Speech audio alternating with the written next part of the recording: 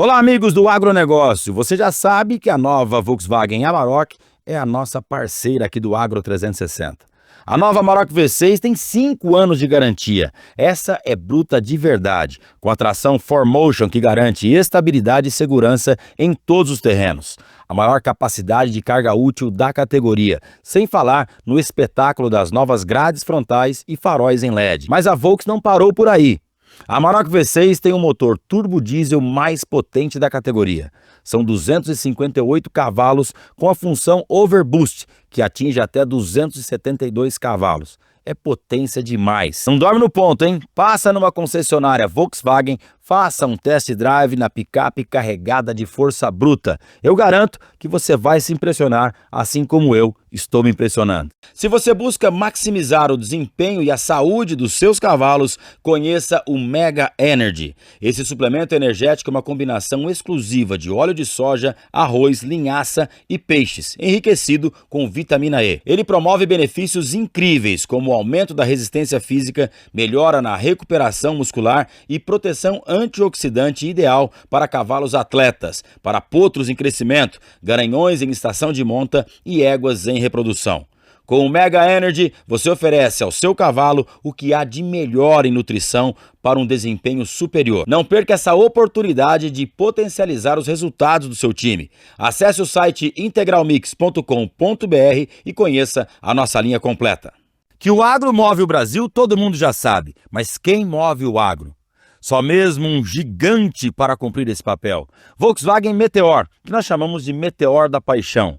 Potência, estabilidade e conforto. O Meteor garante a melhor média de consumo de combustível. Ele é completo, tudo que um extra pesado precisa ter.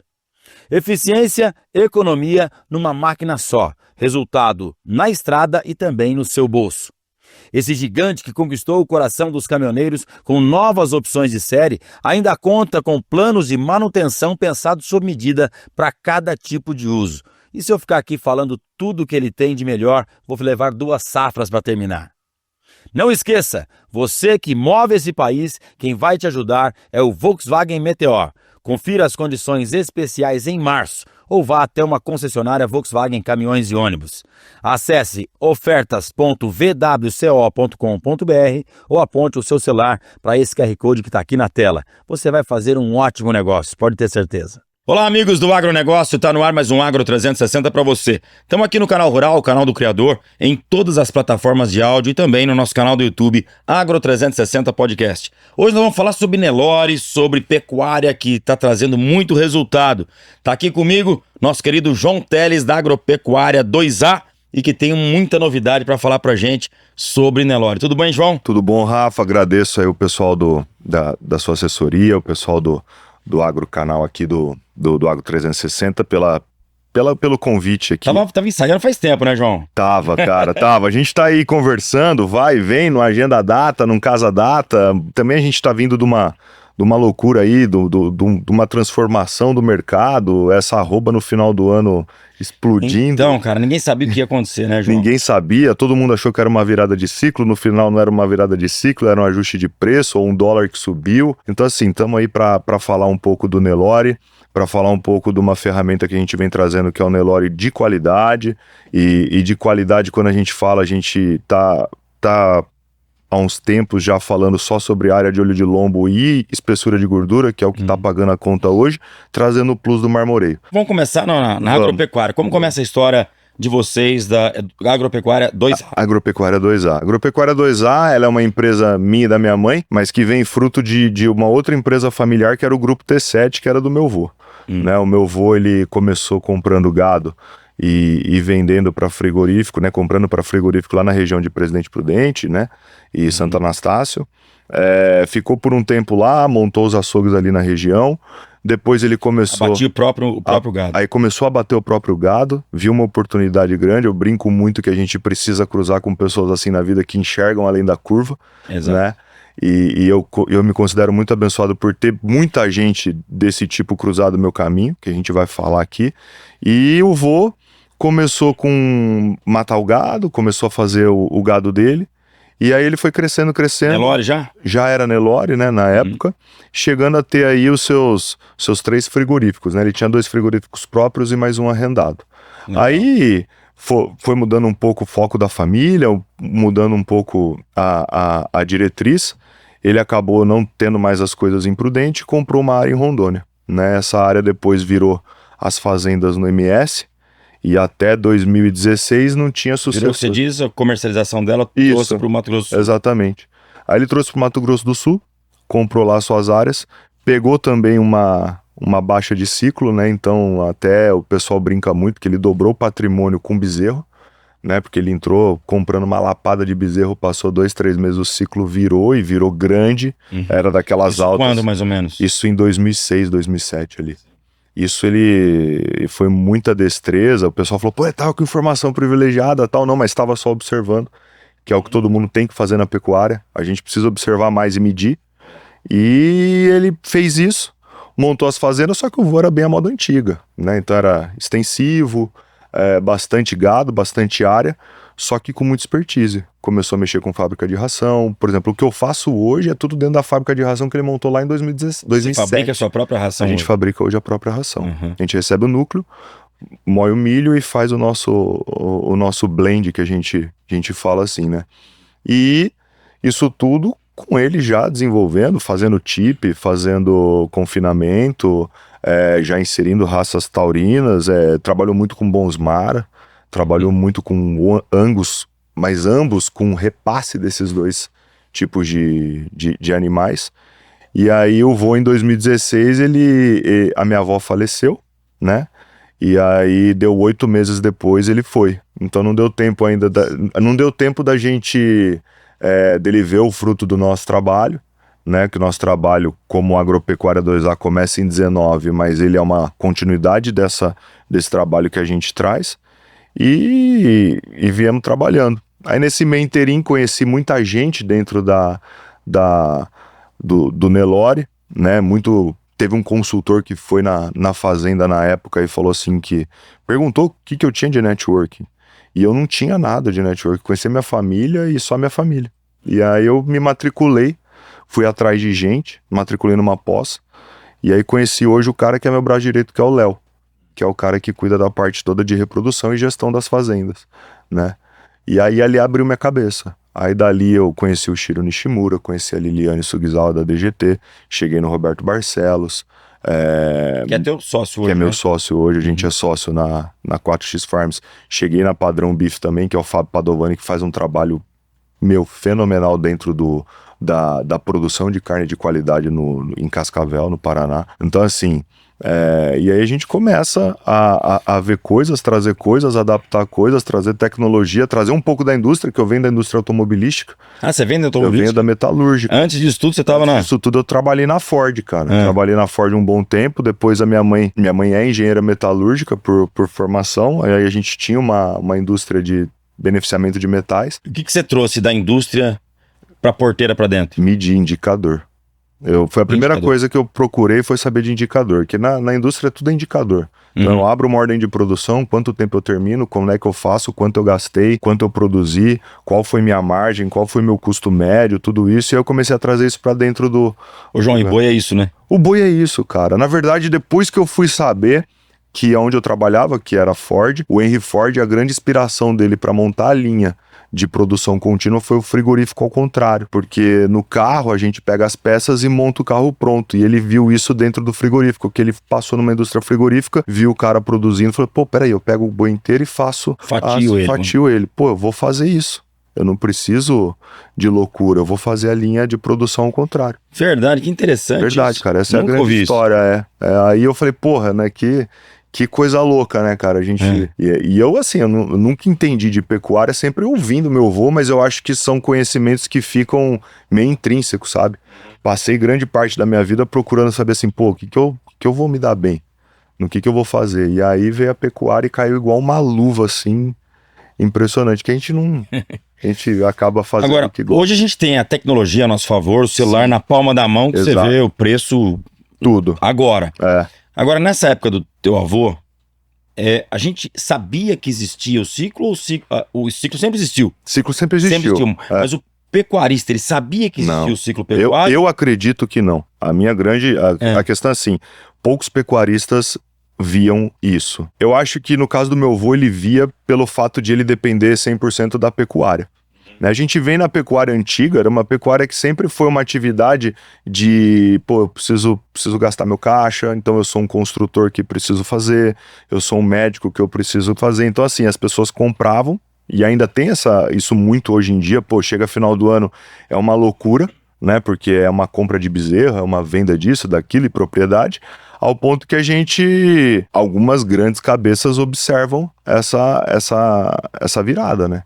E eu acho que assim, quem observou muito isso é quem estava há muito tempo na atividade, porque o ciclo começa a se repetir, né? Então a gente está falando de um ciclo a cada 5 anos, né? Mas que a gente começou a enxergar ele mais como uma realidade do que talvez uns 10 anos pra cá, 10, né? 10, 12 anos pra cá, né? Que aí começou esse negócio de bolsa de valores, a introdução do boi, como é que vamos operar, mercado futuro, o que é uma proteção, o que é isso, aquilo, que ainda é muito restrito, né? No Brasil a gente tem, acho que, sei lá, 5% do pessoal dos pecuaristas protegem na bolsa, ao ponto de que 95% tá na larga, né? Que nem a gente fala. E ali atrás também, eu me lembro muito eu tô com dinheiro parado, vou comprar um gado. Exato. Em vez de deixar na poupança, eu deixo no gado. Vou deixar no boi. Hoje em dia, você acha que é possível fazer isso? Acho que a pecuária tá tão milimetricamente preparada, não é tão fácil aplicar em boi hoje. Não, eu acho que o cara que tem que aplicar em boi, ele tem que entender, né? Tem que entender e partir para um projeto. É um projeto, porque você não consegue. Você tem que entender, por exemplo, assim, poxa, se você for ser um invernista, você vai ter que comprar bezerro de alguém. O que vai vir? O que o cara vai me vender? Como que o cara vai me vender? Tem tabela hoje, né? O que eu posso pagar? Como é que eu não posso? O cara tem que estar na atividade, porque, por exemplo, a gente produz os nossos bezerros e compra também, só que eu sei de onde eu compro, por quê? Porque, pô, eu compro um gado inseminado, eu compro um gado que eu sei o que o cara tá repassando, eu compro o gado de cara que é cliente meu no touro, então eu sei o que tá vindo ali. Então eu sei, por exemplo, porra, tem animal com área de olho de lombo, então eu sei que esse animal vai me render mais, esse animal vai dar ganho de peso maior, e aí a gente consegue com isso, pô, eu pago um ágio, eu faço um projeto, eu fidelizo o cara. E aí, o cara que é o aventureiro, ele vai entrar no efeito manada. Então, assim, puta, a vaca a arroba subiu, vou vender tudo, vou fazer, não vou segurar, não vou me proteger, não vou produzir para daqui a um tempo ganhar 3, 4, 5 vezes mais. Né? Que isso era comum. Exatamente. Nossa, a lavoura deu boa, o que eu faço com o dinheiro? Compra um gadinho, deixa guardado, que ele vai render. Exatamente. Não dá pra levar de brincando. Não, mais, né? não dá. E outra, a pecuária, os próximos 2 anos é passado. Os próximos 2 anos já está inseminado, já está nascido, já foi uma decisão que eu tomei lá atrás. Como é que o Barcelos falou aqui? O bife daqui 4 anos está sendo inseminado hoje. Sendo inseminado hoje. Então a gente tem que fazer. Então hoje há uma deficiência de carne de qualidade. Então a gente tem animais F1 que vão ser. Só que se a gente pegar os dados de inseminação de F1, não tem. Não tem. O sêmen de Angus caiu, se eu não me engano, pela metade ou 30% ou 40% do que foi vendido nos últimos 6 anos atrás. Mas que houve um crescimento agora, parece, no final do ano, Exatamente. Né? Por quê? Porque aí tem esse gap, falta e falar, vou produzir. Só que não é virar chave. A virada de chave, ela vai refletir daqui 2 anos. Então, assim, por mais que eu escolha o Angus, o mercado tem que caminhar para isso. Se eu tô tomando a decisão baseada no hoje, eu posso errar no amanhã. Entendeu? Então eu tenho que estar atento. Pô, o que vai ter? Vai ser ciclo? Não vai ser? Como é que eu vou pagar essa conta? Porque o ciclo é inevitável, né? É inevitável. Porque ele tem na Austrália, tem nos Estados Unidos, Exatamente. Tem em qualquer lugar tem. Nada mais é do que um ajuste de estoque, entendeu? Então, pô, eu vendi muita vaca, vai faltar bezerro, eu vou reter fêmea, porque eu preciso desse bezerro, por quê? Porque começou a aumentar o preço do bezerro. E aí a galera começa a fazer. E aí a gente tem os desafios de precocinha, a gente tem os desafios de tudo. Só que aí, a grande questão é, Rafa, o que acontece quando tem essas viradas de ciclo? Tudo vira matriz. Então, tudo que vira matriz é efetivamente tudo. Quem emprenhar, pegou. E aí é onde a gente defende o filtro para a gente produzir. Porque se eu tenho um filtro, eu coloco animal de qualidade, eu vou melhorar demais. É o que o americano fez. O americano tem metade do nosso rebanho e produz 30% a mais de carne, de toneladas de carne. Então, assim... Com a metade do nosso rebanho. Com a metade do nosso rebanho. São 90 milhões de E nós temos tudo para dobrar o nosso ainda, né? Temos tudo para dobrar. Exatamente. Só tecnificar. Quando você fala em 50% do rebanho americano, estamos falando só de gado de corte, né? Não Exatamente. Tá misturando nada com... Não. É Gado de produção. De produção. Exatamente. O gado de leite está em outra conta. Exatamente. São 180, são 200 e poucos milhões de cabeças aqui Parece que é quase um por pessoa, né? Que a gente tem aqui. Exatamente. Lá são 90 milhões. 90 milhões. Caramba. Lá a gente tá falando aí de uma carcaça de 300 quilos, 360 quilos, se eu não me engano. Aqui é 320, 300 e... os pesadões, né? Porque a média mesmo brasileira vai lá pra baixo. Quero muito falar sobre marmoreio, essa história toda, que é a bola da vez, é falar do Nelore com marmoreio. Eu venho vendo que até o Barcelos falou, e entre outros que já sentaram aqui, sempre fala, a questão da fêmea, né? O desfrute e tudo mais. As nossas fêmeas, nós precisamos melhorar cada vez mais o nível de fêmeas, não é? Exatamente. Na verdade, assim, quando a gente fala de fêmea, não é a fêmea Nelore. A fêmea Nelore é por conta de que é a raça mãe brasileira. Então, se a gente for falar, a gente tem que melhorar a fêmea. Ponto. Como que a gente melhora a fêmea? Ela tem que ser produtiva, ela tem que ser fértil, ela tem que ter tudo isso, só que ela tem que entregar coisa boa. A gente não tá falando pra sair enfiando marmoreio no rebanho todo, não é isso, não é essa característica que vai fazer a gente sair pro top 1, top 5, seja o que for. O que a gente tá falando é pra gente colocar carne, pra gente colocar gordura, pra gente ter essas características que são correlacionadas com um monte de coisa. Por exemplo, a área de olho de lombo hoje, quanto maior a minha área, maior a minha relação de área de olho de lombo com osso, que a gente tem uma AO para 100, que é a área de olho de lombo por 100 kg de peso vivo, eu tenho mais rendimento de carcaça no gancho. Então, assim, cada 10 centímetros a mais de área de olho de lombo que eu coloco de uma geração para outra, eu aumento 1% de rendimento de carcaça. Então, assim, a mesma conta são 100 kg de peso vivo. O que é mais fácil pôr? Uma escolha genética ou boia? Então, esse é um ponto. E o EGS, cara. O EGS hoje é a gordura da picanha, que é aquela gordura saturada. Hoje ele tem vários estudos sobre ele, na influência direta dele em relação à fertilidade de fêmeas, de 6, 7, 8, 9% a mais de índices de prenhez. Agora, a fêmea que pare bem, o bezerro pequeno, a relação entre peso ao nascimento e o peso ao desmama, peso ao sobriano, tem que ser totalmente conversar uma com a outra, né? Isso. Na verdade, o que a gente busca são animais que nascem pequenos e explodem na fase de desmame sobriano, né? Que esse é o grande plus. Porque... Que é melhor do que o peso ao desmama, ou não? Exatamente. Eu prefiro um animal que nasça pequeno, para não ter problema eu poder usar em qualquer fêmea, principalmente nas minhas nulíparas e nas minhas precocinhas, do que um animal que vai nascer grande. Esse animal que vai nascer grande vai dar problema. Porque hoje o que acontece? A gente acabou indo muito pro peso a desmama. Esse peso a desmama refletiu em estrutura. E aí a gente tem uma estrutura grande. O que acontece? Problema de parto distócito. Cesárea. Isso, você tá falando de parir grande. Exatamente. Tá, mas aquele que pare pequeno, chega no peso ao desmama legal. É o top. Certo. Mas eu tenho que pensar no peso ao sobriano dele. Exatamente. Porque às vezes essa vaca tá produzindo, ele não pode parar. Desmama pesado, mas depois do sobriano ele não chega. Não, ele não pode parar. Ele não pode parar. A gente tem que pegar, eu acredito que... Essa correlação entre Exatamente, a correlação entre os três. Peso do nascimento negativo, né? Peso a desmama bom e peso ao sobriano bom. Só que aí eu não posso desprezar em nenhuma dessas três características a área de olho de lombo. Porque quando eu pego e trago a área de olho de lombo para montar esse índice, aí eu trago carne, aí eu trago rendimento de carcaça. E ela é relacionada por quilo vivo? Por quilo vivo, eu pego... Tá falando de osso, de tudo isso? Isso, de osso, de tudo isso daí. Quanto maior o índice, né, que hoje a gente trabalha com índice de 15 centímetros quadrados a cada 100 quilos de peso vivo, dali para cima, o rendimento de carcaça é muito bom dentro do gancho, e aí, consequentemente, o rendimento de desossa dentro da indústria, que a gente também, como pecuarista, tem que pensar. E assim, fêmeas hoje, quando o Barcelos falou aqui, é fertilidade em primeiro lugar, creio. Eu acho. E depois todas essas características de produzir o bom bezerro, né? Exatamente. O posicionamento do filtro, né? O que é o filtro? É fertilidade. Ela não adianta, ela pode ser uma baita vaca, se ela não emprenhar, ela não é produtiva. Aí você vai lá na última DEP, que é o CAR, né?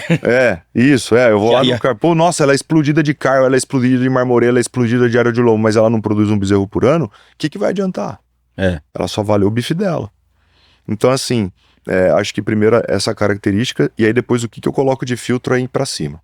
Então, assim, pô, ela é fértil, mas ela tem uma boa área de olho de lombo, uma boa espessura de gordura, deposita cedo, é um animal que vai bem, vou reproduzir ela, compensa. Eu tenho uma teoria de que eu prefiro 1000 vezes pegar um rebanho que tem 1000 vacas, passar ultrassom de carcaça em todo mundo, pegar quem são as que emprenham, fazer um filtro aí em cima de área de olho de lombo, gordura e marmoreio, e aí você pega e sai fazendo transferência de embrião no rebanho todo. Sem ser gado PO, você tá falando? Sem ser gado PO. Eu tenho minhas matrizes. Se eu tenho estrutura, faça. Tá, então eu tenho estrutura lá, tenho minhas matrizes, não é gado registrado. Não. Tá, faço essa análise de ultrassom em cima de olho de lombo das minhas matrizes. Isso. Pega lá suas 1000 vacas lá, tira lá suas 20 vacas melhores, 30 vacas melhores e vai produzindo embrião. Vai de tudo quanto é jeito. E aí eu vou tirar embrião dela e Você vai solto nas outras tirar, todas. você vai acelerar o seu intervalo. Você não precisa fazer isso toda a geração. Para pra pensar, você vai ter um controle paterno e materno ferrado dentro da tua fazenda. Você vai ter 10 vacas ou 20, 30 vacas, 50 vacas que mandem no rebanho. E eu vou ter 3, 4 pais. Então a minha variabilidade vai ficar muito para baixo, eu vou ter uma variabilidade pequena, eu vou ter uma consistência produtiva violenta, entendeu? E aí, por fim, eu posso fazer o quê? Eu faço 2, 3 TEs dentro da estação e depois eu insemino. Eu faço 2, 3 TEs, depois eu insemino e largo um repasse lá dentro dos padrões do que a gente escolher. Numa geração você faz um rebanho. Mas e o custo dessa FIV? Hoje a gente está falando em R$380.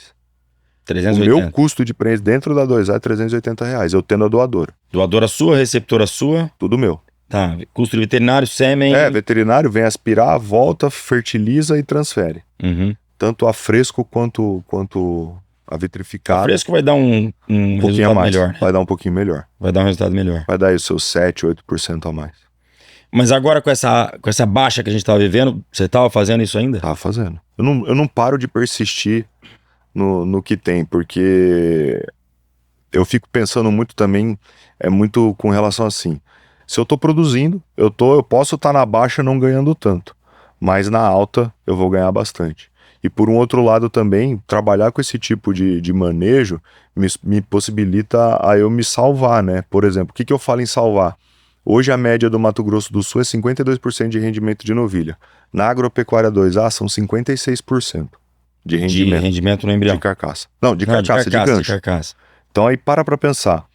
A gente tem uma conta, o Barcelos fala muito disso. Cada 1% a mais de rendimento de carcaça reflete 2% em dinheiro. Então, enquanto todo mundo tá com 52, eu tô com 56, eu tô ganhando 8% a mais em valor dentro do meu negócio. Então isso é bom pra caramba. Significativo demais. Demais. Principalmente nessa oscilação. Agora, nesse exemplo que você me deu de ter 1000 vacas lá e fazer essa situação aí, não valeria mais a pena, como colocando uma receita de bolo aqui, eu ir lá na 2A e comprar 2, 3 matrizes especiais. Ótimo, também. Não ficaria mais resultado? Exatamente, aí você transfere em todo mundo. É que assim, às vezes as pessoas têm muita reticência em comprar uma matriz um pouco mais cara, um pouco mais apurada. Né? Tô falando de quanto de valor, mais ou menos? Estamos falando aí, a última matriz que a gente vendeu foi em volta dos seus 35 mil reais.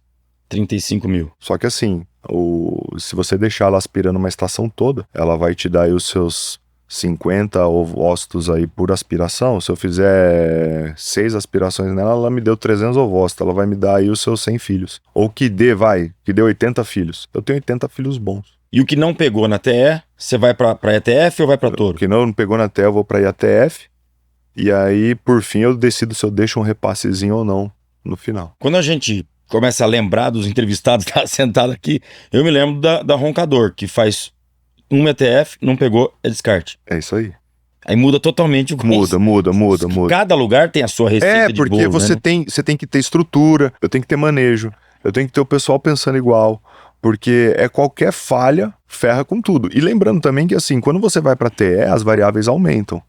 Né? Então eu tenho que ter qualidade de aspiração, eu tenho que ter qualidade de fertilização, um selecionador de ovócito bom. Manejo, meio de laboratório, touro que vai bem, porque tem touro que não vai bem na TE, ele vai bem na IATF, mas não vai bem na TE. Agora você tá falando de embriões de Angus nas Nelore, ou só... Não, a gente tá falando só de Nelore. Só de Nelore. E eu já fiz o projeto do F1. Já fez o F1 também? Já. Hoje você não tem mais? Eu tenho, só que eu não transfiro tanto o F1. Eu prefiro comprar porque a estratégia estava boa até os meses passados comprar os animais F1. É questão de mercado. Questão de mercado. Mas a cria do F1, ela como é que eu digo pra você? É mais fácil, é a mesma coisa? Eu acho mais difícil. Porque ele nasce um bichinho mais sensível, Nasce um bicho né? mais sensível. Ainda mais no calor. Exatamente, né? Então a gente tem que cuidar de pelo, cuidar de carrapato, cuidar de um monte de coisa. É um bicho que não para, né? A gente brinca muito que para ter fazenda de Angus não precisa ter cerca, porque não vai parar. Mas você tem, por um outro lado, umas bonificações que só dão dentro do programa Angus, né? Então a gente pega hoje, vamos pegar hoje. Qual que é o animal que é Nelore que é bonificado? Não tem. Eu tenho a bonificação do estado do precoce. Mas se eu falar que hoje tem um programa específico para Nelore de qualidade, não tem. Agora, do F1, o que eu tenho do F1? Eu tenho aí hoje, em São Paulo, por exemplo, arroba do boi mais 10 na fêmea. Pô, uma puta sacada. É. Né? Então eu pago baixo, Que ela tem que estar acima de acima de 16 arrobas. 16 arrobas. Isso no protocolo de um grande player, né? Agora, dependendo de alguns outros frigoríficos, eles aceitam só pelo fato de ter o ultrassom de carcaça. O que isso me leva? Puta, eu preciso inseminar de Angus para poder ter receita. Então, assim, e são touros também que são touros muito bons, são touros que têm uma fertilidade muito grande, pega muito bem. Então, isso ajuda demais também na parte da estação de monta. E a questão do Angus também, que você tem uma briga com o mercado externo também. Exatamente. Que tá todo mundo de olho. E ganho pra caramba na tal da heterose, né? Quando eu tenho o choque do zebuíno com o taurino, eu ganho uma arroba e meia aí brincando durante o período dele de vida. E já se fala em segurar essas fêmeas F1, tirar uma cria dela e aí abater na... Exatamente. Tem a Depois tal do F2, né? Aí o F2 morre todo mundo, né? Morre macho e fêmea, porque aí depois você vai apurar demais. Mas tem gente que já tá fazendo isso. Segura, por exemplo, ou segura pra fazer uma receptora de gado PO, porque aí tudo vira um centro de custo. Cada animal vira um centro de custo. Quanto esse animal me produziu? Ah, esse animal me produziu 4 machos PO. Pô, legal, então vamos matar essa fêmea agora porque ela já tá muito velhinha pro nosso rebanho, beleza. Então aí entra na conta dela e fala, pô, fui bem. Então tudo isso é estratégia, né? A gente tem o Barcelos falando muito isso, até um vídeo que eu vi daqui falando da questão do ápice de sabor aos 30 meses. Que é estratégia melhor do que você pegar um rebanho de F1, seja para você fazer barriga de aluguel para alguém, para um João Teles, para quem for da vida. Eu faço essa barriga de aluguel. Ou voltar um Angus nela. Voltar um Angus, fazer alguma coisa com a barriga dela, trago ela vai parir, então eu emprenho ela com seus 12 meses, ela vai parir aos 20, né? Ela vai desmamar aos 28, cara, aos 32 meses você tem o mel da chupeta. E isso ainda que você ganha estrutura, né? Porque para ela ter toda essa gestação, ela vai aumentar a caixa dela, então você consegue por muito. Cheguei a matar a fêmea de 20... Não foi um lote todo, foi uma fêmea específica de 29 arrobas que eu falei, nossa, tomei taca. A hora que chegou o romaneio, pelo fato da qualidade da carne, pagaram arroba de macho. Então você vê, então é um negócio que vale Agora, a pena. o que eu tô vendo em várias pessoas é a questão de ter que agregar valor de alguma forma, né? Que você tem a sua marca de carne. Sim, eu tenho a 4X, que é a boutique aqui em São Paulo. A boutique a 4X, ela trata de vários microlotes, então ela fala sobre o boi recriado a pasto no Pará, ela fala sobre o boi 888, que é uma coisa que o Barcelos trouxe pra gente, que é o 800 kg, 8 anos e 8 de marmoreio. Aí tem as vacas velhas, que são pastagens do sul. Então, assim, a gente sempre traz essa história e encapsula, ou vamos falar assim, embala a vaca uma história dentro de um pacotinho de carne. Tem vários modelos. Tem várias linhas. Eu não vou ter só lá a Agropecuária 2A, que é a minha parte da sociedade, a Agropecuária Biocanto, que é do Fábio Padovani, e o que o Barcelos faz. Não. Lá a gente traz história de vários produtores, desde que eles se encaixem dentro do nosso padrão de qualidade. E aí a remuneração vem através disso. E qual que é essa história da vaca velha, que eu tô curioso pra saber como é que funciona? A vaca velha, o Barcelos, ele é sempre um cara muito perspicaz dentro do que ele faz. Ele vai viajar para a Europa e começa a ver o perfil de consumo europeu. O perfil de consumo europeu é sempre de um gado velho, um gado pesadíssimo. Velho quanto de idade? Estamos falando aí de 8, 10 anos. Então, assim, é mais uma vacada de descarte que vai do que propriamente produção de carne, né? E aí ele vem para o Brasil e aí um belo dia tem uma situação de um cara que foi vender para ele, ou ele estava numa fazenda e viu uns animais velhos. Mas era Hereford. Pá, que é isso aqui? Ah, isso aqui é uns tourinhos de descarte e tal. Tem ultrassom? Tenho. Quanto deu? Ah, deu média 8 tal, já tava meio gordinho. Traz pra mim. Aí ele trouxe comprou esses machos castrados. Esses machos castrados vêm pra um confinamento em São Paulo. E aí ele faz uma alusão ao boi 777, que é da Apta Colina, que ele fala muito do Flávio Dutra Rezende. E aí ele traz pra cá e fala, vou fazer o boi 888. Que é 800 quilos, 8 de marmoreio, né, e 8 anos. E aí, junto com isso, o que eu vou fazer com a fêmea? A fêmea não pode ser o boi 888, né? Ela pode ter padrão dentro do programa boi 88, mas ela vai virar o quê? Vacas velhas. E aí a gente sempre tem aquela coisa de fazenda, né? De comer a vaca descarte. Quem nunca foi numa fazenda que não come uma vaca descarte e falou, porra, é a carne que eu comi mais gostosa. Aquela gordura amarela. Cara, é um negócio assim, é um negócio que eu brinco muito disso. A gente fala muito de terroir, né? Onde foi produzido e tal. E eu falo muito sobre o terroir psicológico, que é o quê? É eu falar pra você como eu tô fazendo aquela carne, mesmo sendo um hambúrguer, você começa a salivar. Em alguma coisa eu tô te ativando para você experimentar. Então, quem pega essas vacas velhas e experimenta é fora do comum, sabe? A gente foi em várias degustações, eu fui com ele e tal. Quando as pessoas experimentam, claro que ela passa por um processo de maturação, porque é um animal que vai ter uma carne mais resistente, uma carne mais tenra, só que por um outro lado, um sabor que é inigualável. Eu não comi nada igual até hoje do que um boi 888 e uma vaca velha. E essa vaca não tem dificuldade de engorda? Não. São vacas normalmente é meio sangue europeu. Ela já deu o quê? Umas 4 crias, pelo menos? Pelo menos. No mínimo 4. No mínimo. E olha aí se não deu mais, né? Porque essa bichinha emprenha cedo.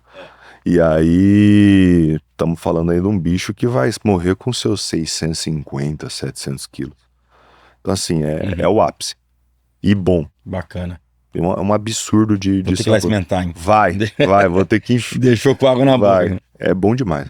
É um produto assim, é uma linha que a gente tem que é muito bom. Como também, por exemplo, você pega a linha da Agropecuária Biocanto, que faz um programa pressionado no Angus, que traz o quê?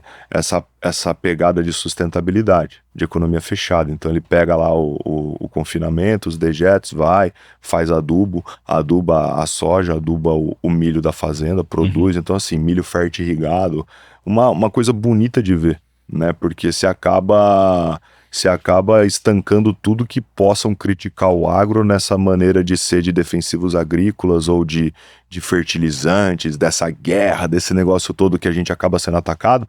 E por um outro lado, você pega uma fazenda como essa, que tem uma estrutura que não é uma estrutura de milhões de reais, mas que é uma estrutura que é enxuta e que é eficaz e que funciona pra caramba. E essa história da vaca velha, se hoje eu tenho um rebanho e as minhas vacas já... F1, pelo menos, né? Exatamente. Não, mas pode ser Nelore também. Nelore também. Não tem problema, desde que tenha avaliação. Tá, avaliação de... Carcaça. Mas aí eu tenho minhas vacas velhas, putz, vou fazer um descarte esse ano. Posso trabalhar, eu tenho onde encaixar num projeto desse para agregar valor. Por exemplo, eu dentro do meu projeto, todas as minhas vacas comerciais, elas passam pela ultrassonografia de carcaça. E aí elas são apartadas em 4 grupos, A, B, C e D. Então no grupo A eu tiro dali as minhas crias e as minhas reposições, do B também e do C também. Então tudo Nelore no começo e o F1 nas desequilibradas. Então assim, se eu tenho esse ultrassom, eu engordo e o cara fala, isso aqui eu quero, isso aqui eu não quero, isso aqui eu quero, isso aqui eu não quero. E aí vai pro carne. Vai pro mercado, que é como a gente trabalha. E hoje paga bem nessa vaca? Paga macho. Paga macho? Paga macho. Sem bonificação, preço de macho. Sem bonificação, preço de macho. Mas tá excelente. Pô, pra quem tinha uma vaca descarte, que provavelmente ia pesar as suas, sei lá, 22, 23, 24 arroz, que pode até tomar uma penalização, dependendo do frigorífico que for, passa a valer macho. Que a gente tá falando hoje aí, sei lá, de 280 para 310, R$30, quase 10% de ágil, em cima de um animal que já te produziu, né? Exatamente. Dentro da fazenda. Então ele já te entregou 4 bezerros, então a gente pode falar que é um animal que já te faturou, falando de um bezerro de R$2.000, já te faturou 8.000, mais o peso de gancho dela. Praticamente você pagou e lucrou demais. E agora nós vamos falar de marmoreio do Nelore. Mas antes eu vou te dar o boné aqui. Antes de você falar do Nelore marmorizado. Obrigado. O boné do Agro 360 aí. Chique, bom demais. Obrigado. Bom, esse papo do marmoreio no Nelore é controverso por algumas pessoas. O marmoreio é polêmico por natureza, né? Porque as pessoas, como não é uma característica econômica hoje dos projetos brasileiros, as pessoas acho que não fazem. Não fazem. O Nelore ele é deficiente.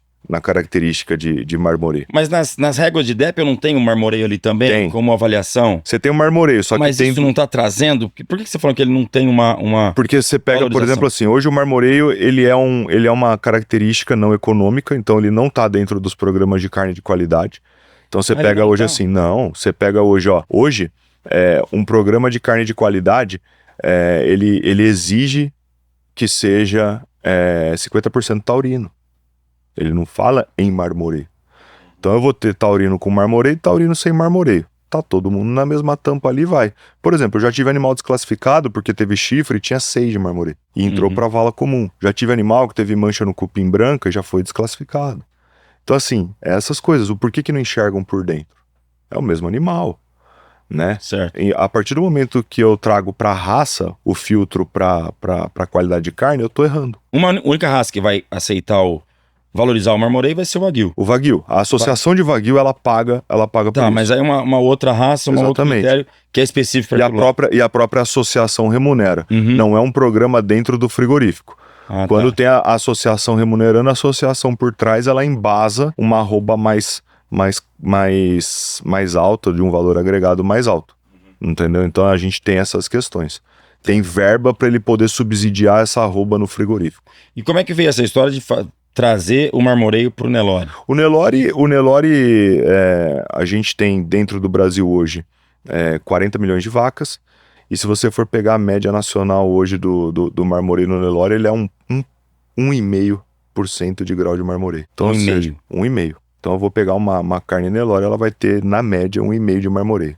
O que isso significa? Que eu não tenho marmoreio, Certo. né? Quando fala de um F1 Angus, tá falando de quanto? De A gente marmoreio? está 4? falando dos animais que são os animais choice mais ou um premium.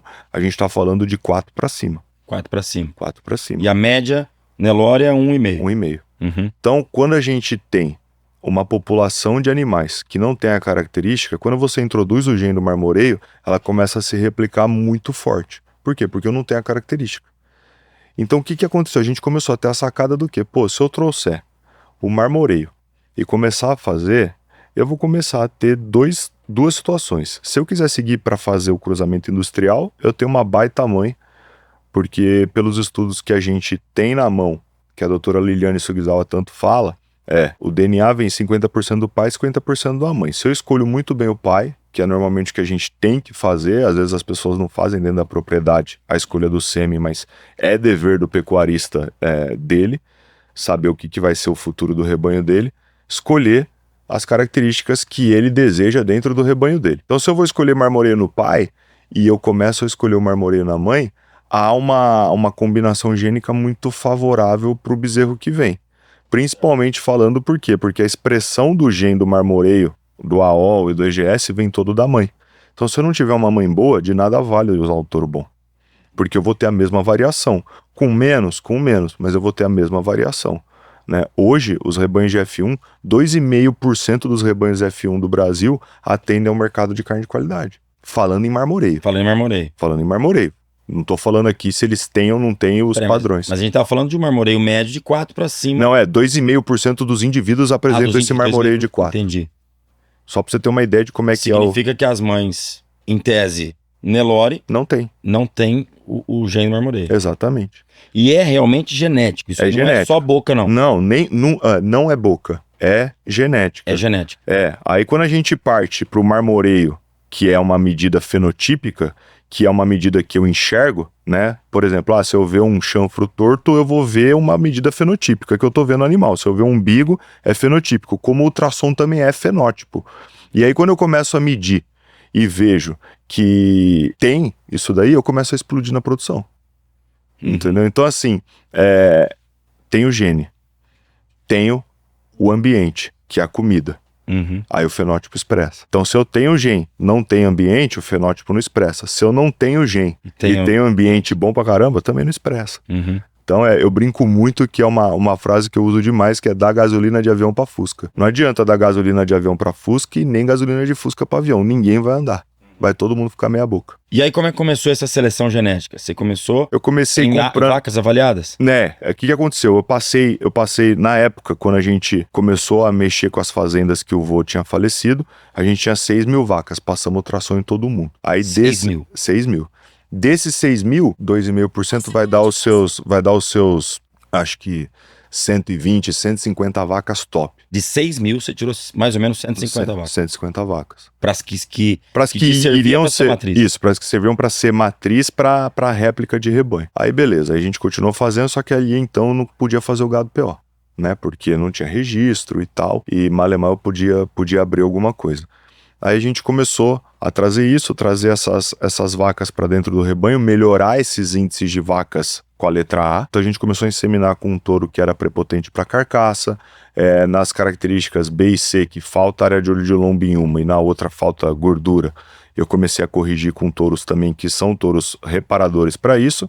E na D, que é 75% do rebanho, é vaca D. Aí é heterose. Aí vai Angus. Então, ninguém deixou de fazer o arroz com feijão. A diferença é qual o horário que eu vou cozinhar as coisas certas. Como é que eu vou seguir a receita de bolo que eu tenho dentro da minha propriedade. E nada mais é do que eu trazer uma linha de produção para dentro da fazenda. Né? Eu virar e encarar a fazenda realmente como uma produtora de carne, que a moeda que ela é peso. Então vamos fazer peso, mas vamos fazer peso com qualidade. E aí eu apresentei o projeto para a família, para o grupo que era minha mãe e mais 2 sócios, e aí o grupo falou, não, a gente não quer mexer com touro PO, a gente não quer mexer com nada PO, e aí eu saindo da reunião arrasado, minha mãe vira, pega eu de canto e fala assim, viu, você consegue fazer sozinho? Eu falei, peraí que eu preciso fazer umas 2 ligações. Aí fiz umas 2 ligações, aí liguei pro Leozinho, que é o cara que tá comigo hoje, 10 horas da manhã, meio-dia ele me ligou e falou, já tô com 2 fazendas no pente arrendadas aqui, só falar, beleza, arrenda. Arrendamos, aí começamos a comprar doadora. Começamos a comprar doadora Nelore, então fomos no Nelore do Golias, fomos no Shiro Nishimura. Aí eu conheci o pessoal da Santanice, que é um baita projeto de pecuária também. E aí eu peguei e falei, beleza. E essas matrizes já estavam avaliando? Já, tudo que tinha carcaça. Tinha carcaça e marmoreio. Tinha que ter carcaça, isso aí. Junto vem o marmoreio.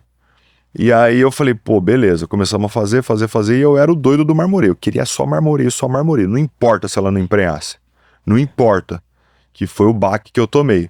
Quando eu cheguei, que eu comecei a congelar embrião, que eu comecei a falar, agora eu vou sair para vender meu embrião, a primeira resposta que eu tive do cara que eu fui vender foi, eu quero ver o seu animal no chão.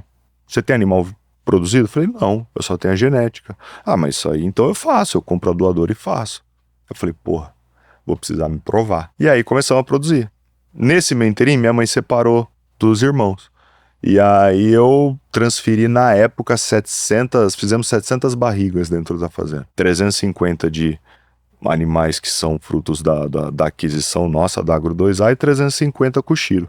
O Shiro foi um grande parceiro que me impulsionou um padrinho assim que eu tenho, e um respeito enorme pelo que ele já contribuiu e contribui para a pecuária e para o agronegócio, tanto a família Nishimura, né? E aí o Shiro pegou, me chamou um dia, falou, eu tenho 30 anos de seleção, eu vou te dar minhas doadoras, o cara vai acasalar e a gente vai transferir.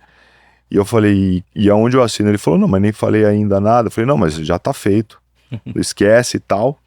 E aí eu trago para dentro do rebanho um refrescamento de sangue muito bom. Começamos a produzir, começou a nascer os primeiros bezerros. E eu falei, agora vai vir o que eu queria, porque é o marmoreio, Então, mas assim, quando a gente foca muito numa característica, aí vem o antagonismo das outras coisas. E aí foi onde eu falei, eu preciso ser produtivo. Tanto é que eu tenho um caso de uma novilha nossa, que foi a primeira filha de vaca 10 que a gente teve, vaca 10 de marmoreio. A gente tem três exemplares dentro da fazenda. 10 de marmoreio? São 22 no Brasil. Essa é do chanfro torto? É a filha dela. Famosa, né? Aí eu fiz um acasalamento com Backup, que é um touro que também é muito renomado dentro da pecuária, um touro que tem uma característica materna, como avô materno ele vai muito bem. E aí eu falei, explodi, estourei no norte, fiz o animal a ser batido. Foi a primeira fêmea aqui? Foi a primeira filha da Judi, né, que é a vaca que eu comprei do Fabinho. E aí tá bom, aí eu fui viajar, e aí eu tava em viagem de férias, o Léo me liga, teve uma ida da BCZ, ele falou, tem uma notícia não muito boa. Falei, o que aconteceu? morreu, porque sempre é assim, né? Se tem algum bicho pra ser pego por cobra ou por alguma outra coisa, Sempre o melhor. é sempre o melhor o que é o dodói do criador. É. Aí ele falou, ó, a 374 não registrou. Eu falei, Deu como não chanfro registrou? Ele falou, deu chanfro torto. Eu falei, e agora? Ele falou, agora a gente tem duas opções. Ou a gente encaixa ela como doadora no rebanho de F1, porque ela não tem registro, ou a gente... Aí eu falei, a gente vai engordar. Falei, não queria falar isso e tal, mas eu falei, Pra não, bater. então vamos degustar. Então ela foi seu primeiro produto? Ela foi meu primeiro produto de vaca 10. De vaca 10. É. E aí eu falei, porra, peraí, vamos engordar, mas vamos engordar ela numa maneira normal, não precisa estourar de boia nem nada, e vamos levar pro nosso leilão. A gente tem um leilão ano que vem, vamos estourar e tal, se ela realmente é boa, e aí medimos no ultrassom, ela era muito boa de ultrassom, ela tinha os seus 4,5 de marmoreio aos 11 meses. Ela era um absurdo de produção, e levamos. Recriou a pasto, aí ela entrou os últimos 120 dias, 150 dias dela no coxo. E converteu muito bem, e foi muito bem. Aí ela é abatida junto do lote dela, ela é abatida com 20 arrobas, com 62% de rendimento de carcaça. 62. Quantos meses tinha? Tinha 24. 24 meses.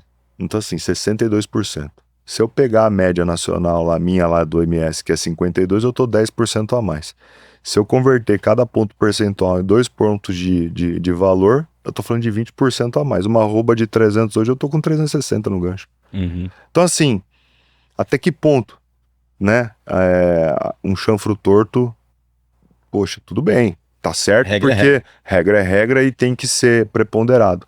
Mas ela foi um divisor de águas, porque quando o pessoal foi pro leilão, a gente recebeu lá em Sinop 100 pessoas dentro do recinto.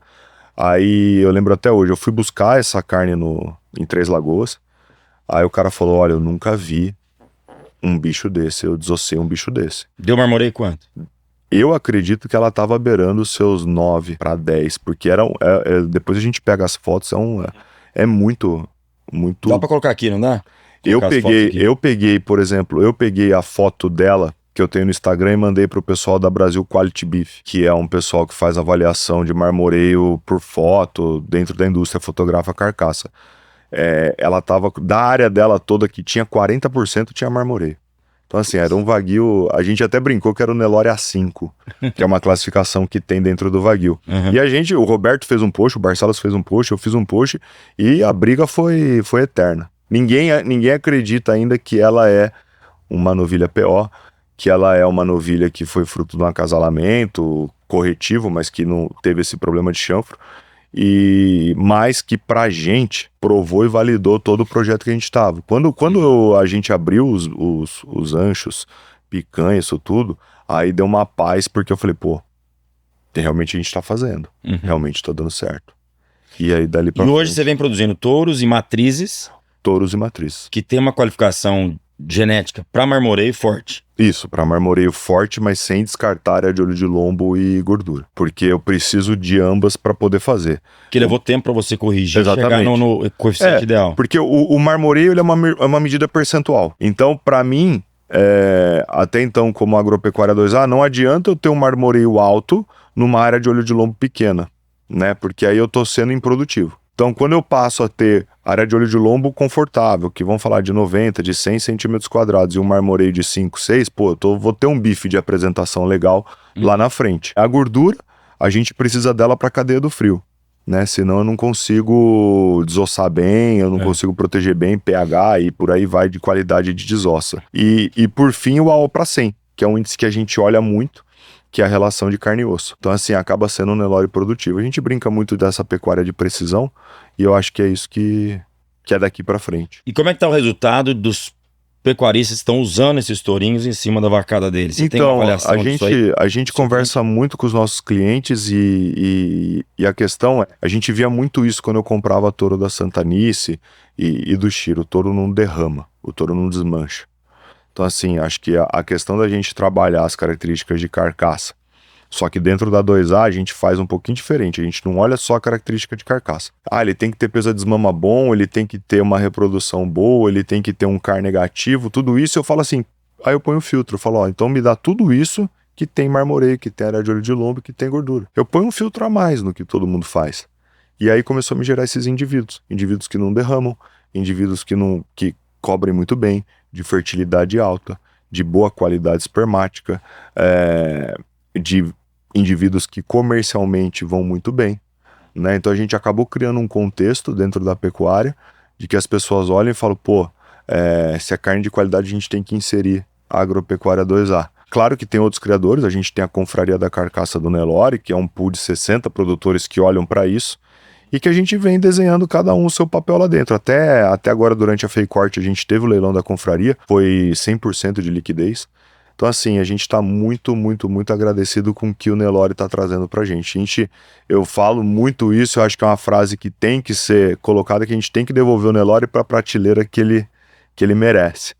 Porque é um bicho que é adaptado aos trópicos, é um animal que tem um potencial de qualidade tremendo a ser explorado. Eu fico muito chateado quando eu olho aqueles vídeos de Nelore sendo Nelore derrubando gente ou isso, aquilo, e aí eu posto, pô, Nelore sendo Nelore mostrando a minha carne, mostrando docilidade, porque tudo que tá ali não é característica da raça, é característica de condução, é característica de como eu faço a gestão da fazenda. Então, se eu gritar com um bicho, seja ele qualquer raça que for, ele vai ser reativo. Se eu não descartar os reativos, eu tô ferrado dentro da minha propriedade. Então, assim, é muito mais do que raça. É pecuária, é agronegócio. Agora, vocês criaram uma marca de carne hoje desse marmorizado para... A Agro 2A, ela tem aqui em São Paulo na 4X Farms. Então, a gente é uma marca que tá dentro do subgrupo da 4X. E aí é uma carne de marmoreio quanto? 4 para cima? É 4 para cima. Na verdade, dentro da fazenda, a gente, pré-confinamento, a gente passa ultrassom em todo mundo e já separa os grupos. É aquilo que vai para essa linha. Exatamente. Aquilo que vai pro commodity já tá lá apartado. Aquilo que vai pra associação de taurino, que a gente tem o F1, e o que vem pra boutique. Aí o que vem pra boutique vem F1 com grau de marmoreio alto e área de lombo alto, e o Nelore também. Então a gente aparta por carcaça, vamos dizer assim. E você é autossuficiente hoje pra demanda ou você tem que comprar de fora? Não, eu tenho que comprar de fora. E muito. Mas você compra gado em pé, você não compra carne? Não, eu compro gado em pé. Eu compro gado em pé e passo ultrassom. E aí abasteço o que precisa. Porque às vezes tem vários projetos de produtores menores, sei lá, com 200, 300, 500 cabeças, e que precisa ter um incentivo para colocar isso. O cara desse talvez não consiga abastecer a própria... Exato. Uma loja própria. Exatamente, mas aí ele entra dentro do nosso pool. E aí você faz a gente faz uma parceria. Eu tenho parceria, por exemplo, o cara compra os tourinhos e eu tenho um compromisso de comprar os bezerros. A gente tem uma situação que se o cara fizer pra gente lá, a gente pega o bezerro, paga ágio no bezerro.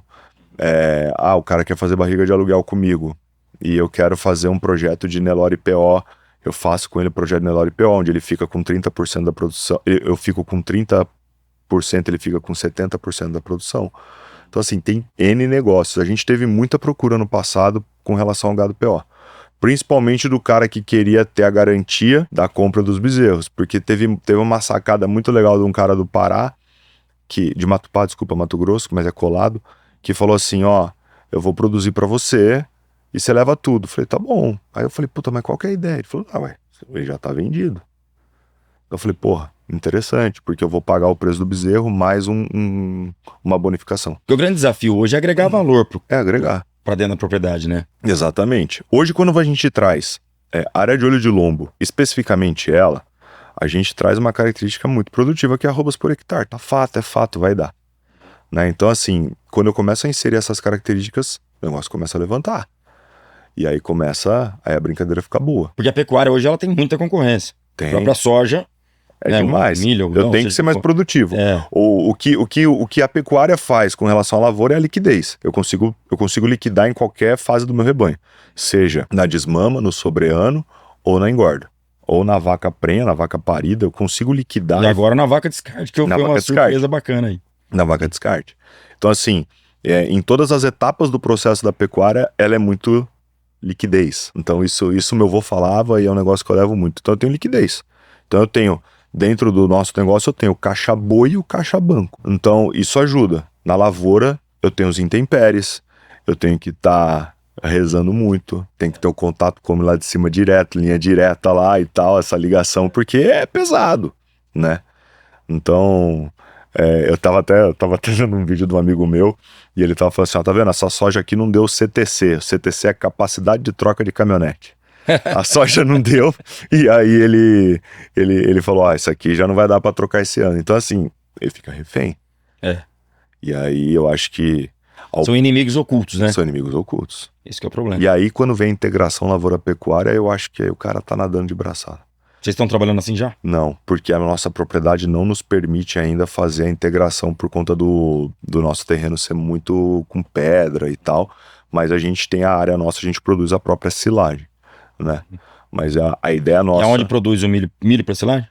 O milho para silagem... Faz também nesse ou não dá? Não faço o grão. Porque tem que fazer muito, né? Exatamente. Uhum. Mas... tem que ser o grão, né? Mas normalmente já entra depois que colhe, a gente já planta consorciado com capim, já entra e tira uma safrinha ali de...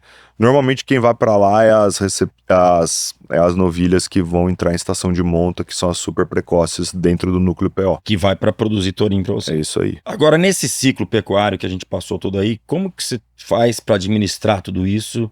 Na baixa, valor de arroba lá embaixo, a gente via leilão que não vendia nada, liquidez... Exatamente. Lá embaixo, foi um período muito difícil que o produtor passou aí. Uma das coisas que Começou, se não me engano, em 2022, né? Foi 22, porque 22 eu lembro que eu tava... Assim. Exatamente. Eu lembro que em 2022, acho que 21 foi um ano espetacular de venda de bezerro, e 22, falei, puto, vou vender bem de novo. Bezerro a 3,5 pau, não tem? Cara, 22 conto o quilo vivo. Eu falei, pô, se for para uns 18, tô bem na minha produção de bezerro. Desmamei o bezerro, vendi a primeira leva, vendi a 15, já fiquei assustado. Assustado não pelo fato pelo preço, mas pela queda que teve vertiginosa. Falei, e agora? Aí começou esses negócios de ciclo. Ciclo. O que é isso? O que é isso? Vamos atrás e pá. Aí eu falei, temos caixa? Temos. Fizemos umas contas, falei, então vamos engordar. Mas a gente divide, a gente alonga esse prazo. Meio que você comprou uma ação e essa ação caiu, que é o bezerro, e eu vou esperar retomar. Beleza. E deu super certo. Só que a gente teve um intempério aí que foi a Operação Carne Fraca. Que aí surge e dá um tapa nas nossas costas. E aí, junto com isso, acho que teve aquele caso de vaca louca. Vaca louca, que foi só um susto, né? Então. E um susto que refletiu demais, porque a arroba sai de 310 em São Paulo para 270. Eu tinha abate agendado de 240 que o cara me pagou R$200. Então assim... fizemos campanha, não venda abaixo de 200, foi uma loucura. E aí a taca é grande, né? Porque você pega, por exemplo assim, você pega o teu rebanho, você tem uma estocagem, uma quantidade de arroba, não muda.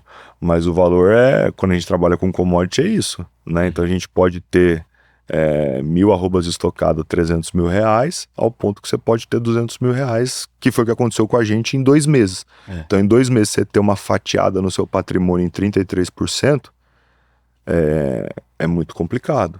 Mas o que ajudou a gente foi ter um gado de qualidade, que eu falo, e produtividade. Então são animais de tiro curto, a gente mata animais lá, não mata animais acima de 24 meses dentro do ciclo normal, exceto vacas de descarte. A compra ser uma compra muito boa. Então a gente tem uma expertise em compra muito boa dentro da propriedade, que ajuda a diluir os custos. Então Essa compra boa é qualidade, não preço, né? Os dois. Então, porque o preço hoje é quase que tabelado, não é? Exatamente. Só que você não consegue fugir muito Então, só que aí quando você antecipa alguns ciclos, ajuda pra caramba. Por exemplo, eu tava comprando em setembro a R$7. E aí o pessoal, puta, você tá doido, tal, não sei o quê. E eu assim, o ciclo vai vir, eu vou me estocar, R$7 pra mim tá bom. Aí passou 2, 3 semanas, a arroba foi pra 350. Então assim, rindo à toa. Então assim, você tem que se estocar.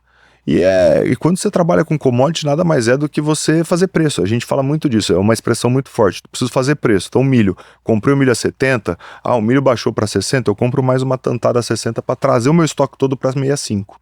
Aí eu reduzo R$5 no geral. O problema é quando ele vem para 50 de novo. Exatamente. Aí vamos baixar. Aí começa. Então aí tem estratégia de tudo quanto é jeito. Tem que ter caixa, tem que estar preparado. Né? Eu acho que uma das grandes lições é ter caixa. Ter caixa te possibilita a ficar vendo o circo pegar fogo do lado de fora, né? E se você investe em genética prepotente para isso, te possibilita... Eu lembro muito bem disso. Quando eu tava a 200 mas eu tinha aqueles 6% a mais de rendimento, então me possibilitava estar aos meus 218. Então assim, eu tava na frente, né? E quando foi para 320 foi a mesma coisa. Eu fui para os meus 360 enquanto todo mundo tava no 320. Eu acredito também que tem uma hora que você tem que fechar seu olho e trabalhar em cima de arroba, Exato. que é o seu produto. Exatamente. Né? Se você for pensar no dinheiro, comprei aquele bezerro a 3.500 e agora você acaba ficando louco, né? Exatamente, porque você pega, e principalmente nesses saltos que dão assim de valor, né? Você pega a arroba do final do ano, esse boom que deu, teve bezerro de ir para R$17. E aí? Aí nego se estocou com R$17 e agora a arroba tá andando de lado, né? Então a gente tem que ser muito E no perspicaz. preço do tourinho já refletiu? Não, Ainda não, né? O último que vai é no tourinho. a gente teve um reflexo, mas por fruto de cultura, da gente ter os nossos clientes recomprando touros do ano passado, e a gente foi, visitou os caras, falou, olha, vai virar o ciclo, a gente vai ter bezerro caro e você vai estar comprando um boi mais barato. E aí teve gente que antecipou compra. A gente parte o ano de 2023, a gente teve uma média de R$16 mil de tourinhos, né? Considerando um touro de central, que a gente já colocou 3 touros em centrais. E aí, o ano passado foi 18, sem nenhum touro de central no leilão. 18, nós estamos falando de quantos, arroba? A gente tá falando hoje de 60. Acima das 50, então. É. Que é o preço Mais ou menos. balizado. De média. Acaba sendo a 50 se você descontar todos os custos que tem de canal, Avaliação, comissão, isso tudo. frete. Exatamente. Frete, que hoje em dia... Quanto é um frete hoje de média? 2.400 pra você entregar em qualquer lugar do Brasil. 2.400? Na média. Eu chutava beirando 2, achava que estava abaixo de 2. Tá muito caro, né? Tá. E aí você tem, fora tudo isso, a inadimplência. Graças a Deus a gente não tem a inadimplência dentro do nosso filtro de clientes. Mas você vê gente aí penando, porque entra... Na ânsia de vender acaba vindo muito. Rafa, a gente tem, às vezes o filtro da leiloeira é né? E aí o cara passa no cadastro da leiloeira, aí o cara entra comprando forte, e aí você fica com medo, porque todas as suas bolinhas estão apostadas na mesma casa. E aí um cara desse paga 1, 2 parcelas aí, depois não paga mais nada. E aí como é que você vai fazer para buscar o boi? E o custo, e tudo isso. Então assim, a atividade ela tem que ser feita e conduzida da melhor forma possível do começo ao fim. Fala uma coisa, o que você espera, o que você sonha com a pecuária do Brasil? Olha, eu sonho e espero uma pecuária democrática, onde a gente consiga dar qualidade para essa galera que não tem, né? O marmoreio, ele é uma característica de saciedade, né? Então, assim, é uma solução para fome, né? Então, carne marmorizada, seja qualquer tipo de corte, é uma solução para fome. A gente tem muita gente estudando sobre isso, falando sobre isso, dietas carnívoras, dietas cetogênicas, e eu acho que muito do que falta para o Brasil é um pouquinho da gente fazer essa condução para que realmente a gente retorne para a terra o que é da terra, né? Então o meu sonho é esse, o meu sonho é ver o Brasil num posicionamento como um grande player de carne, um grande produtor de leite, de carne e de outras commodities, como já somos, e acima de tudo a gente chegar ao pau aí, porque a carne precisa ser escutada. Bom, a gente lançou aqui perguntas para os convidados, né? Então a gente já abriu uma caixinha de pergunta e aí o Cícero separou 2 melhores. Ele vamos lá. Acho que ele tira pergunta polêmica, viu? Boa, mas aí que é bom, né? Aí que é bom. Ó, o Genilson Henrique perguntou: no pasto ou confinamento, alcançamos o mesmo armoreio no Nelore sem alterar o sabor da carne? Cara, vamos fatiar, ó.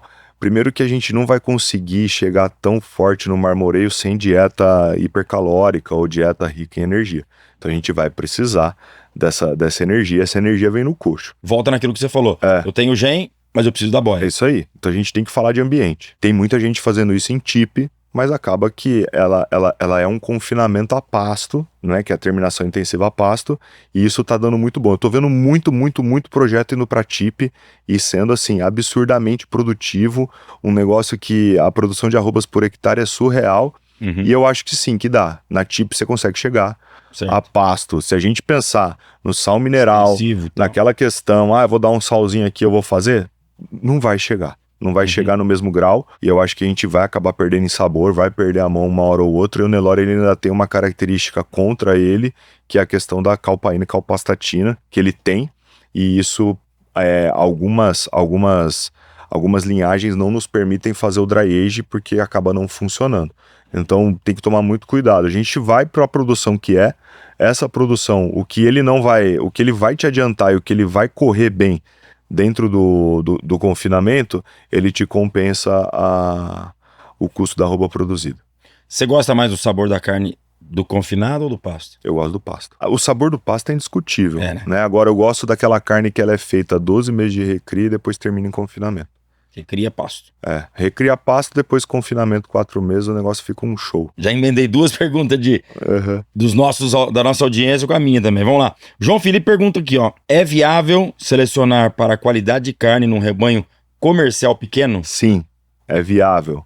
É viável porque tudo que vai te retornar com relação a você fazer a sua maximização de carcaça dentro do teu rebanho vai te refletir. Você vai ter, característica produtiva, relação de desmama, que é o quê? É o peso do bezerro ao desmame dividido pelo peso da vaca. Dentro da 2A, 50% é o mínimo que a gente espera. Deu 48%, tchau.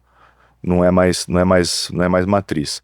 Então, assim, isso, independente do tamanho da propriedade, o cara vai conseguir. Você quer 50% do peso da vaca no bezerro de desmama? Isso.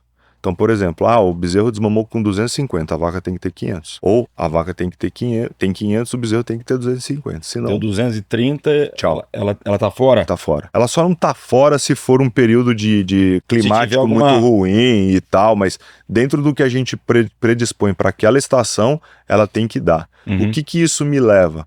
Me leva a frame mais baixo, me leva a animais mais produtivos, me leva um animal com o frame mais colado no chão, então eu vou ter mais precocidade. E aí, eu não preciso falar de tamanho de rebanho, eu preciso falar de criação. Então quem tem Nelore, tem 50 ou 50 mil vacas, tem que partir para isso. Essa pergunta do João Felipe me reflete, aliás, a pensar no cara pequeno. Exato. O cara que é pequeno, ele tem que tentar solucionar e agregar valor, que a gente está falando desde o começo aqui, né? É agregar valor. Você tem que pegar a sua propriedade. Eu recebo muita pergunta assim, putz, eu tenho 40 vacas, vale a pena? Eu falo, vale. Ou, eu tenho... Um cara de 40 vacas consegue encaixar essa produção... Ele vai vender bezerro para um grande. Vende o bezerro para 2A. Então ele vai ser um vendedor de bezerro para 2A. Ou, eu tenho... eu quero engordar, eu quero tudo isso, tudo bem. Aí ele entra para 4X. Depende muito de logística para isso tudo, mas normalmente a gente consegue absorver, entendeu? Agora, o grande fato eu preciso melhorar. Então, eu tenho 10 hectares, eu tenho isso. Tem gente engordando boi a dar com pau aí em 7, 8 hectares. Então, você pega o Zé Baso lá, que é um cara lá de Sinop, você vê os cases que ele tem na mão, é absurdo. Então, assim, mas por quê? Porque soube pontuar muito bem, soube escolher muito bem a propriedade. A propriedade é pequena, mas fica perto de uma usina, então ele tem acesso a DDG, ele tem acesso a isso, aquilo, então vai muito bem. E dentro disso, ele tem o pool. Então quando a gente tem, eu sou pequeno, mas eu tô dentro do pool, acaba tendo aquela cultura cooperativista. Ajuda demais, né? E eu acho que é a chave pro sucesso. Ô João, tem papo pra gente ficar aqui até anoitecer. Dá pra gente fazer um over. Eu quero te agradecer muito pela presença aqui. Quero fazer uma visita na loja. Claro. Experimentar um Nelore com bastante marmoreio 4 pra cima. Não, vou mandar um casezinho pra vocês. Não, obrigado, mas independente disso, foi uma aula que você deu aqui pra gente, que a gente tem que ter esperança na pecuária brasileira. Não é só grande, não. Todo mundo tem chance pra ganhar dinheiro. Eu acho, Rafa, agradeço demais a oportunidade. É uma maneira da gente poder falar e da gente poder, de certa forma, o consumo de carne vem totalmente de um perfil cultural, né? O brasileiro ele é acostumado a comer carne. Ainda somos um dos poucos países de terceiro mundo que a classe baixa consome carne e muito provavelmente não vai deixar de consumir. E a gente precisa melhorar, a gente precisa fazer esse pessoal ficar de barriga mais cheia, ficar com essa saciedade. E eu acho que o fruto disso é o trabalho. Não é o Nelore com marmoreio, ou o Wagyu, ou o Angus, ou isso aquilo. É a junção de todo mundo, é a pecuária em si. E é o produtor rural que vai matar a fome. Exatamente. Não é político prometendo nada, não. Quem vai matar a fome é o produtor rural. É o produtor rural. Que tá lá produzindo. É o cara que tá lá, que tem o seu compromisso, que olha pra frente. Quando eu fico olhando você ser produtor rural, é um negócio meio divino, sabe? É um negócio que você fala assim, porra, eu não sei se a palavra predestinado cabe, mas é você ter a chance de você fazer o bem, né? E isso é muito gratificante. Porque você pega a cara e você fala assim, porra, eu preciso ter responsabilidade no que eu vou fazer. Eu preciso ter responsabilidade no que eu vou colocar no meu gado. Eu preciso ter responsabilidade no que eu trato. Eu preciso ter responsabilidade no meio ambiente. Eu preciso ter responsabilidade num monte de coisa. Por quê? Porque é isso que vai refletir. Por quê? Porque é legado pro meu filho, é o que eu vou pôr na barriga da população. Quem eu vou saber que vai ter acesso à minha carne? Não tem, porque a partir da hora que foi lá pra gôndola, é do presidente ao cara lá de baixo da população que vai consumir. Então, assim, eu passo a olhar de um jeito só. E a população merece carne de qualidade, Merece, né? eu acho. O povo merece carne de qualidade. Merece. Obrigado, João. Obrigado a você. Esse foi mais um Agro 360, conversando com o João Teles, Agropecuária 2A. Deu um show pra gente aqui, ensinou muita coisa. Semana que vem, estamos de volta com mais Agro 360. Até lá.